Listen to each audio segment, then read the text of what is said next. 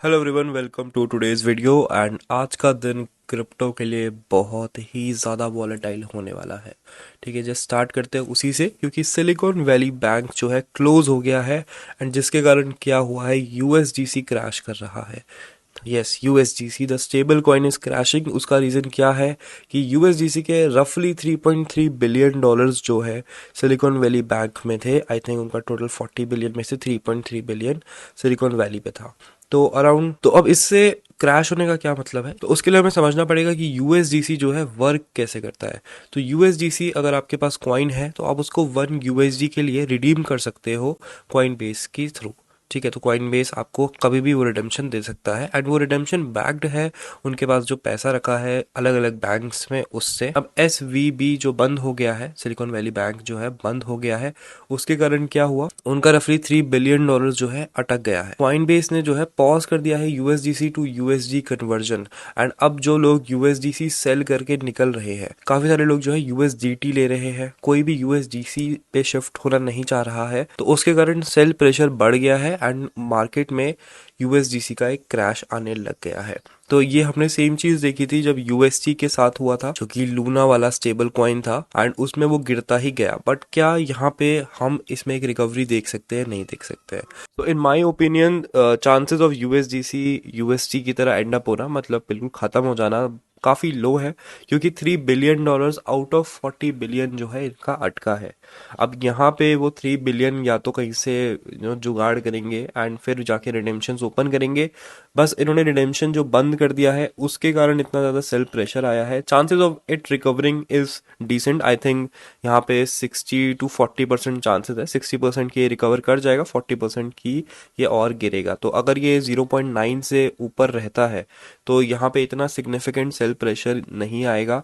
लोग धीरे धीरे काम डाउन करेंगे। We need someone from Coinbase to come forward and clear the things. SVB के कारण ही ये जो हो रहा है। अगर ये लोग खोल देते रिडेम्पशन एंड जाके सारे लोग जो है रिडीम करने लग जाते हैं, तो अराउंड 35 बिलियन 37 बिलियन डॉलर्स तक तो ये दे देंगे, लेकिन लास्ट के 3 बिलियन में थोड़ी दिक्कत इनको होगी। तो यहाँ पे ये जो है मेन इशू है। अब बात करते हैं कि ये 3 बिलियन डॉलर वाला जो नंबर है, तो काफी सारे लोग जो रूमर है मार्केट में कि ये 4 to 25% भी हो सकता है, अराउंड 25% फंड भी हो सकता है यूएसडीसी का एसवीबी में। तो इसके कारण जो है दिक्कतें यहाँ पे आ रही हैं। सो पर्सनली आई सजेस्ट कि अगर आपके पास बहुत ही ज़्यादा सिग्निफिकेंट फंड यूएसडीसी में है तो it's better to convert some amount of it या फिर most of it to USDT. थोड़ा सा यहाँ पे लॉस होगा, आपको 5 to 10% लॉस हो सकता है, लेकिन ये आपका सेफ गार्ड कर सकता है। आई डोंट नो कि यूएसडीसी पे कितना ज़्यादा एक्सपोजर है या नहीं है। In crypto we know that it's better to be safe. काफ़ी सारे लोग यूएसडी के भरोसे भी बैठे थे, लेकिन उनका क्या हुआ आपको पता ही है। एंड स्पेशली जो कॉइन बेस का यूएसडीसी पॉज का न्यूज़ है, उसके कारण और ज़्यादा सेल प्रेशर यहाँ पे बढ़ रहा होगा।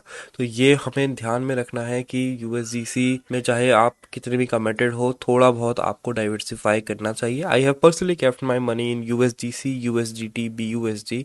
इस तरीके से हमने बांट के रखी है। आपको भी पहले से बोलता है कि किसी भी स्टेबल कॉइन पे भरोसा मत करो। इवन कल के लाइव पे भी हमने आपसे ये बोला था कि किसी भी स्टेबल कॉइन पे हम भरोसा नहीं करेंगे।